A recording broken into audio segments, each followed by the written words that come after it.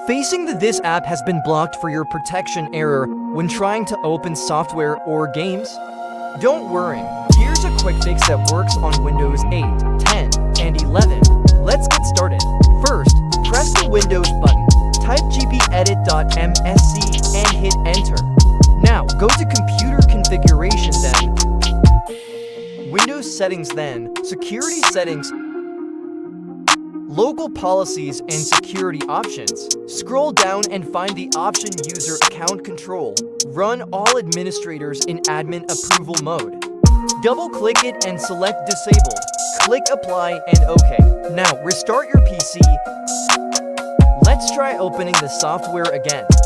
And there you go, no more errors. Problem solved. If this video helped you, don't forget to like and subscribe for more tech tips and tricks. See you in the next one.